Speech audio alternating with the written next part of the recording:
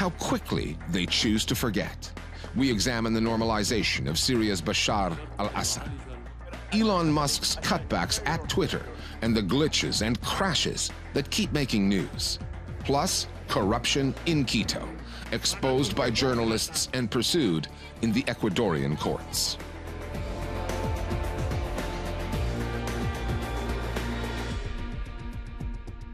Hello, I'm Richard Gisbert, and you're at The Listening Post, where we don't cover the news, we cover the way the news is covered. Sometimes it's helpful to give a breaking news story, like the return of Syrian President Bashar al-Assad from the political wilderness, a little time to play out. Last week, 12 years after being shunned for his cold-blooded crackdown on protests that pushed his country towards civil war, Assad returned to the Arab League's annual summit and a series of photo ops that looked like a victory lap. Assad has Saudi Arabia's ambitious Crown Prince Mohammed bin Salman, among others, to thank for his rehabilitation. It suits the Saudis, their strategic interests. For many Syrian citizens, though, more than half of whom have fled their homes, this neither sits well nor bodes well. Refugees outside the country are now under more pressure to return to Syria, large parts of which are still unsafe. Seldom do photo ops, staged gatherings for the news cameras, send a message as clearly as these did. Capture such an important story and signal such a clear political shift. After more than a decade of being shunned by the Arab League, Bashar al-Assad is back in its good graces. It's almost as though the last 12 years, from the dawn of the Arab Spring in Tunisia through to the most brutal of war crimes in Assad's Syria, didn't happen. You see a man who knows that ultimately, he's won.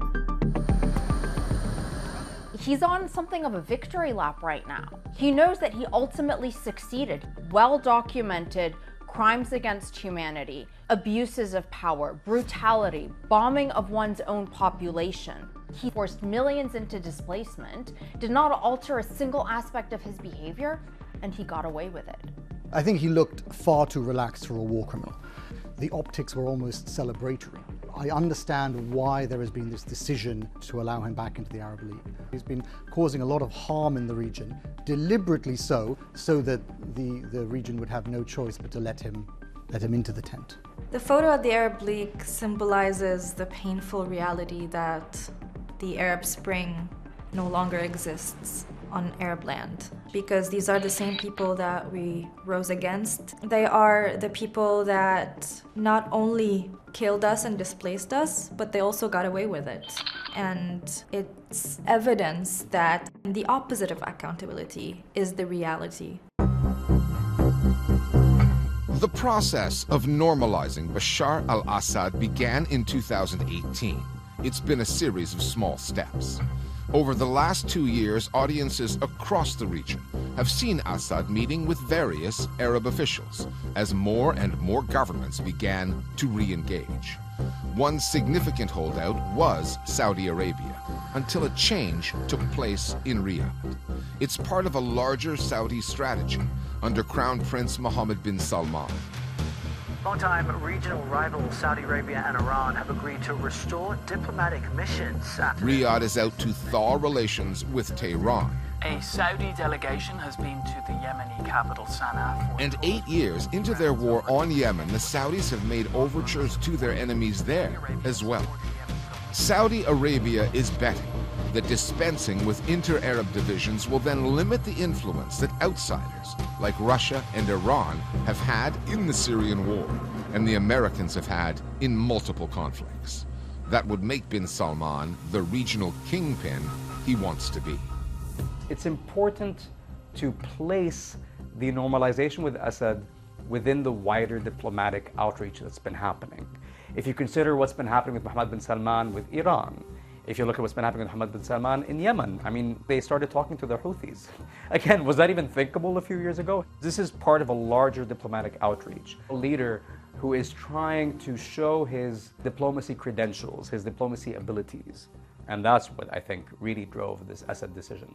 The Saudis really think that a multipolar world where they are not so reliant on the Americans is one where they will benefit, particularly because they feel very hard done by the Americans over the past few years, in some cases with good reason. They said this is not the end of the process, this is just the beginning. So I think what you will see is an attempt to drag Assad away from the Russian-Iranian orbit and to see if there is a possibility that he can ameliorate some of the behaviors that particularly the Gulf states and some of his neighbors have found most egregious. There's also a refugee angle to this story, driven by political pragmatism, the consequences of which could prove tragic. More than 6 million refugees have spilled over Syria's borders, escaping through or settling in neighboring countries like Lebanon, Jordan, and Turkey. This normalization of Assad allows politicians in those states to argue, using some ugly rhetoric at times, that those refugees should now go home. Ben terör örgütleriyle masaya asla oturmadım ve hiçbir zaman da oturmayacağım. Nokta. They're playing this concept of, well, people can go back home now. The Russian jets aren't flying overhead. The barrel bombs aren't pounding down on neighborhoods. Add to that this normalization with the Arab League, and all of a sudden you have the perfect carte blanche for any country to be able to begin shipping Syrian refugees back home, because they can go, well, look, Bashar, Syria, back in the Arab League, things are normal, it's stable, it's great, let's send them all back. It's cruel. Syrians are not surprised. We've seen it before. The UAE has been a champion of the Assad regime. Saudi Arabia has changed its narrative on dealing with the Assad regime. فخامة الرئيس السوري يتوجه للمشاركة أو للسلام على صاحب السمو الملكي الأمير محمد بن سلمان، ومن ثم التوجه إلى قاعة انعقاد القمة العربية. We live in a time where the war criminal is presented as the civilized actor in a conflict, and his victims are presented as uncivilized. We need to change the narrative, and we need to treat refugees as humans, not as numbers, because this narrative is not just words, it's people's lives. Inside Syria, government forces have recaptured much of the country. Assad has been making carefully choreographed visits to key cities, with his wife Asma at his side and cameras recording his every move. It's all designed to let Syrians know he's back in charge. The one area his regime has never lost control of, the domestic media landscape, news outlets that deliver his message to Syrians. The gist of which, these days, tells them that whatever discontent they have with Assad's record, the time has come to move on, to make the best of the new normal. The trip he took to Aleppo last year was a symbolically significant case in point. It was Assad's first foray into the one-time war zone since 2016, when his forces, supported by Russian bombers and Iranian-backed militias, took the city back. The photo opportunity you saw when they were wandering around Aleppo, it was designed to provoke an image of stability. He has the open-necked shirt, he's going for a walk in the souks of Aleppo. It was meant to give the impression, I think domestically more than internationally, that the regime is stable. Because you have to remember, it is also a country where they have 18 million people still living, people wanting to go to work, send their kids to schools, their businesses to open, all that sort of stuff. And so for those people, when you have that kind of symbolism, that kind of photo op, it really makes them feel like maybe the war can draw to a close and maybe they can focus on something else, anything else than this horrific war for 12 years. The Syrian government has a long history of just huge amounts of propaganda. Even before Bashar al-Assad, his father was the past master at this. Assad now continues in that tradition. You see this everywhere he goes. Anytime there was a major victory from the government, he would come after that a few weeks later, a few months later. He would be glad-handing people. He would perhaps talk to a widow, right? He would perhaps try to comfort someone.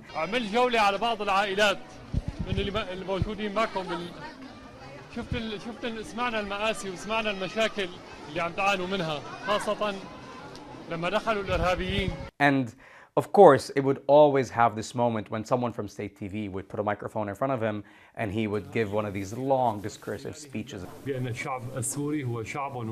And these are important moments for the Syrian state because it means that this area is no longer, the word in Arabic, it's not just like out on its own. It is actually now, again, under the state. Which means under Bashar al-Assad's control. Because times have changed. Political calculations have been made. Previous positions have been disowned. Justice has been denied. And Bashar al-Assad has been accepted, if not exactly welcomed, back into the fold. There's a year and a half to go before the U.S. presidential elections, and there's a sideshow unfolding within the right-wing media there. It's all about who gets to tell the story first and how. Meenakshi Ravi has been watching it all go down. Richard, this past Wednesday, Ron DeSantis, the governor of Florida, announced he's running for the Republican nomination. There's a standard format for these events, a social media campaign, then a room full of supporters, followed by a primetime slot on the right-wing channel Fox News. DeSantis broke the mold with the help of Twitter owner Elon Musk. We want to welcome you to this historic Twitter Spaces event. The announcement took place on Twitter Spaces, Twitter's audio streaming facility. But the technical glitches kept coming, and it turned into a bit of a car crash. All right, sorry about that. We've got so many people here that I think we are kind of melting the servers. So they just keep crashing, huh? Servers are straining somewhat.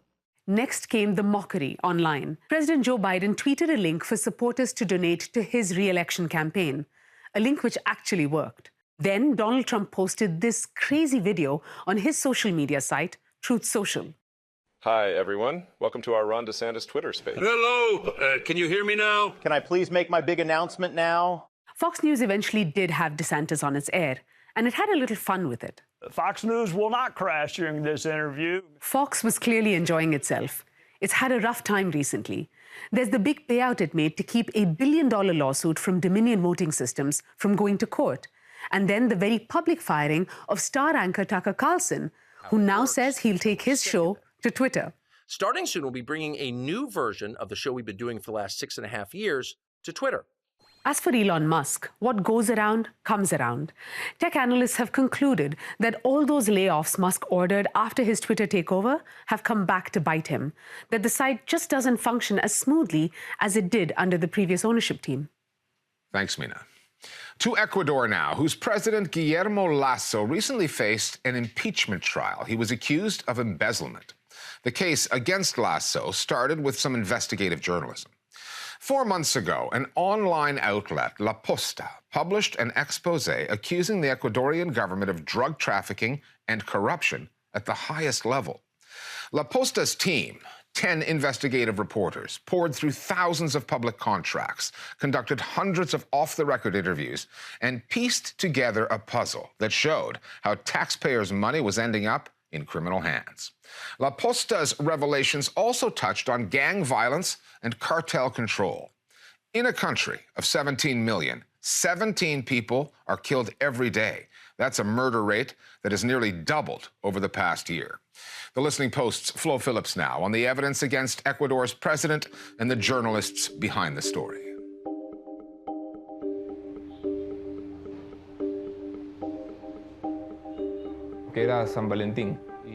It was Valentine's Day.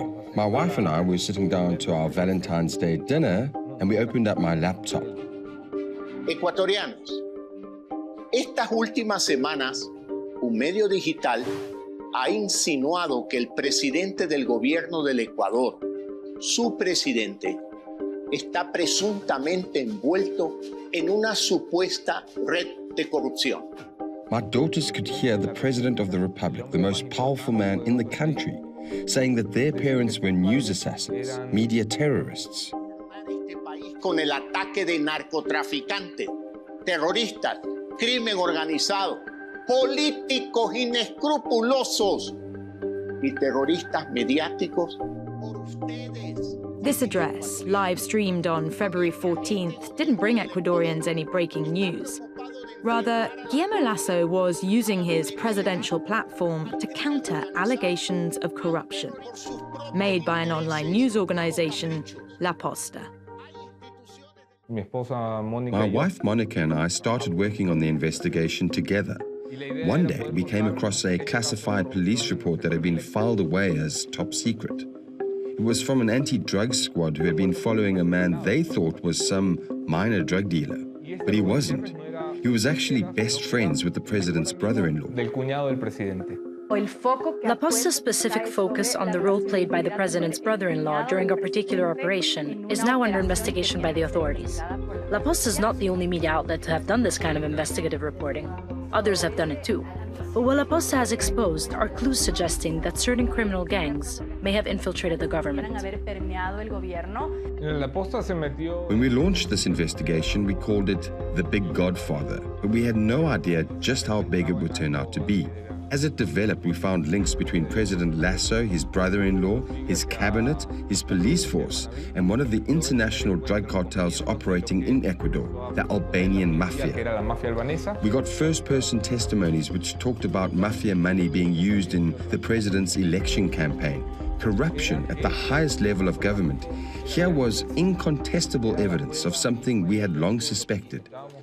Ecuador was stealthily being turned into a narco state. To attribute Ecuador's evolution into a narco state, a government effectively infiltrated by drug cartels, solely to Guillermo Lasso would be wrong. It starts with the geography. Ecuador is bordered by two of the world's biggest cocaine producers, Colombia and Peru, and it sits right on the Pacific coast, perfectly positioned to connect drug dealers across the continent. It has a dollarized economy, which facilitates the operations and transactions of any international cartel, be it Mexican, Russian, Albanian. And then there's the instability of the infrastructure itself. Ecuador has been politically volatile, going from a left-wing populist president, Rafael Correa, to his former ally turned right-wing rival, Lenin Moreno, which left its institutions exposed long before Lasso took over. For me, there are two reasons why today Ecuador seems to have turned into a narco state. The first is political, and it has to do with the departure of left-wing President Rafael Correa in 2017. He was followed by Lenin Moreno's government, which began to push right-wing neoliberal policies that weakened and hollowed out state institutions. The second factor has to do with the media. During Correa's tenure, the relationship between the government and the media was hostile, very negative. Yet, the antagonism between them, whether state or private media, was productive. Journalists were doing their job. When Moreno turned up, and Lasso is basically a continuation of Moreno, the media, or at least the vast majority of the media, aligned themselves with the government. They stopped monitoring it, and they missed the growing issues with security. For many of the journalists covering the drug trade and its effect on Ecuadorian politics, the biggest issue now is their own security. 2 months ago, in a clearly coordinated attack, 5 reporters were sent letter bombs. Another 2 were forced to flee the country, and many more have sought government protection. Last year alone, Ecuador recorded more than 4,500 narco-related killings. Anyone covering those stories runs the risk of becoming a target too.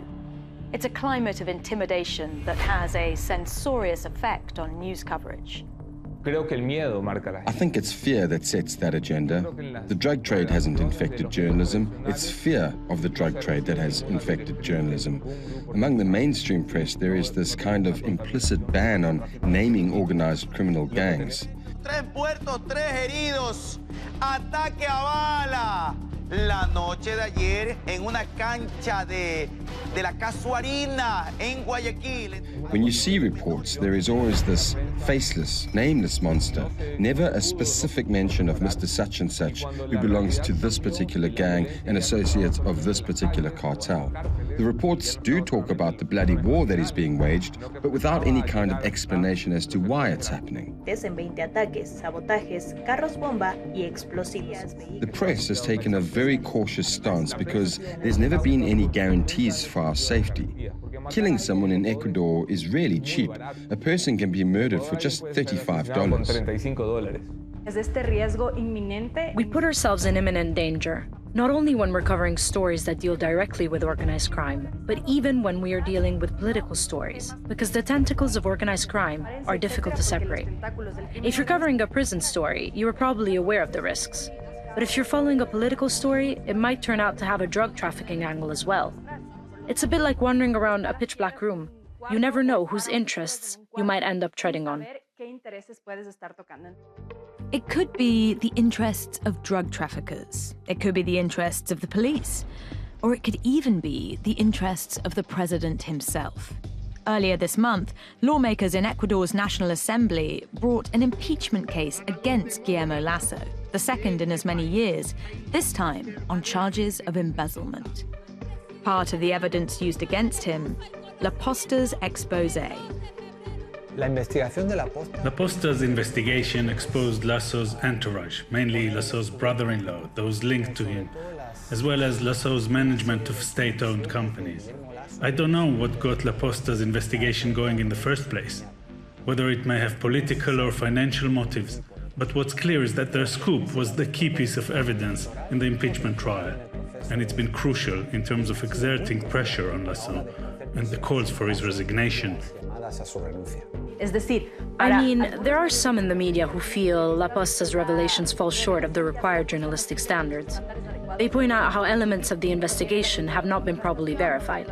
That being said, their revelations stirred up the momentum that has been building against the president on the streets ever since the first attempt to impeach him in 2022. As long as the ongoing social situation is so poorly managed, the president will continue to hang by a thread. Lasso is still hanging by that thread, but only because he dissolved the National Assembly before it could hold his impeachment hearing, invoking something called muerte cruzada, which translates as mutual death. It's a constitutional measure employed for the first time in Ecuador's history, and it grants the president the right to rule by decree for 6 months or until snap elections are held. Que el decreto emitido en esta mañana de muerte cruzada por parte del presidente de la República es ilegal. Mutual death, a fitting term, maybe even an omen, given the country's current narco climate. The Ecuadorian press is no longer an impartial player in the game between politicians and organized crime. We've actually become a target. This isn't normal, but it's our current reality. We are working in circumstances where the next death we report could well be one of our own. And finally, Malaysian comedian Nigel Ng, known as Uncle Roger by his fans, has been banned from both Weibo and Bilibili, China's version of Twitter and YouTube, respectively, after tweeting a trailer for his upcoming live show.